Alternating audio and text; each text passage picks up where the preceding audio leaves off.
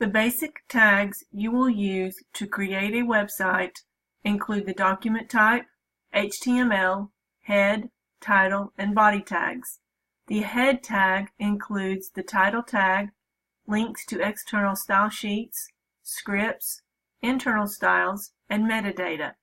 The title tag is used to label the Web Pages tab in the browser window. Everything that will be displayed on the page must be contained within the body tag. Common tags to be included in the body tag are paragraph tags, nav, IMG, table, and footer tags. There are many more, but these are just a few to get you started. All tag names should be in lowercase and must be spelled correctly. Most tags have an opening and closing tag, but not all. For instance, the head, title, and body tags all have closing tags, but the IMG tag does not. Tag names should be written in lowercase letters, and tags should be indented to show they are nested within their parents. For instance, the title and link tags contained within the head tag should be indented, and then tags within the body tag would be indented as well. Tags have optional attributes that can be used if needed to further define the data. For instance, when using the IMG tag, it is imperative that you also include the SRC attribute to assign the name and location of the image. Likewise, when creating a menu, you must use anchor tags to link the menu names with their respective web pages. Anchor tags use an href attribute to assign the name and location of the web page.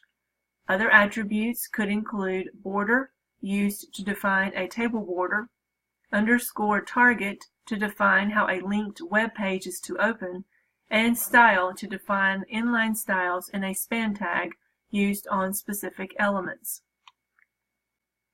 Some editors include a color coding syntax that will aid in finding errors. For instance, in Notepad++, tags are in blue, attributes are in red, the attribute values are in purple, and the text that will be displayed on the web page in the browser shows in black. If a tag is red, then that alerts you that a syntax error has occurred. Or if an attribute is purple, then you likely forgot to add the closing double quotes on the previous value. Not all errors will be seen by Notepad++, however, so be conscientious of your work. The tags in an HTML file are read from the top down, so they need to be added to the HTML page in the order you want them to show on the browser. Also, the text and images will flow on the browser screen from top to bottom, left to right. The data will fill the screen across before wrapping the text to the next line. Adding a carriage return to a sentence in a paragraph tag has no effect on how the text will be displayed on the browser window.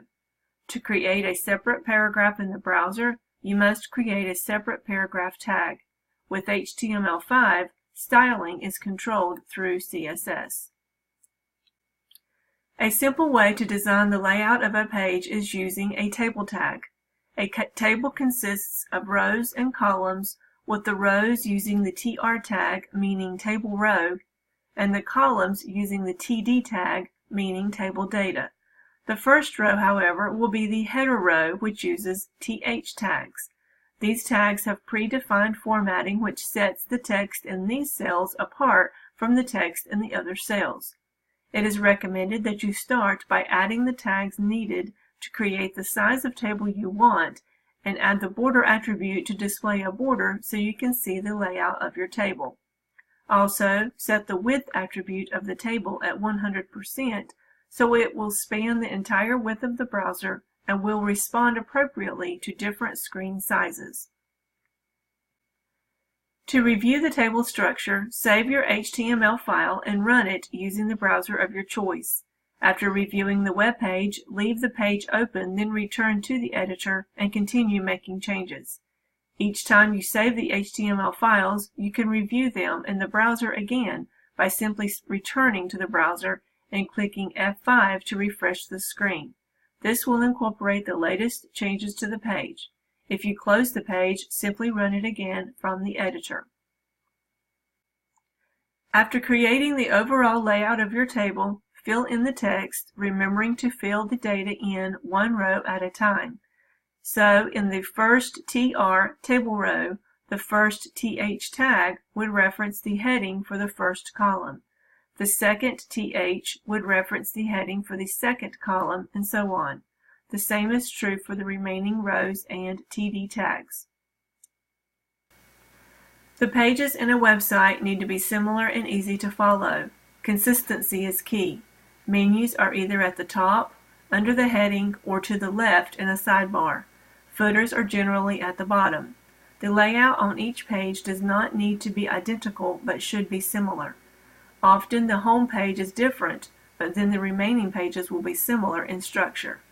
It is good practice to review other websites and make note of those that are easy to navigate and read and those that are not. Take notes. Use free online resources such as W3 Schools to find tags you need and to look up the syntax for the tags and the attributes included. You cannot be expected to remember all the details, so use the resources available to you. For instance, if you cannot remember what attributes are available when adding an image to your page, then search for image in the W3 Schools site. You will see the tag and the attributes available and examples on using the tag. Practice creating websites and do not be afraid to try something new.